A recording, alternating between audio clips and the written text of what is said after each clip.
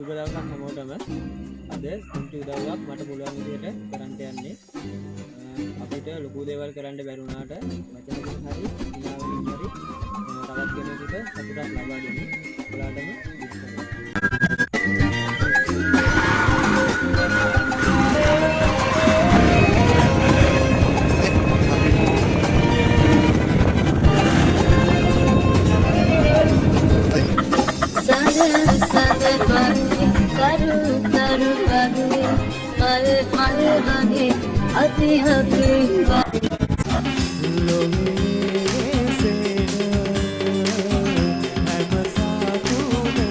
නිවම්ම දකින්න ඕනේ යන ආස්මික ඇත්තම හතර ගමන ගෙලි කර ගැනීම සඳහා ඇත්තම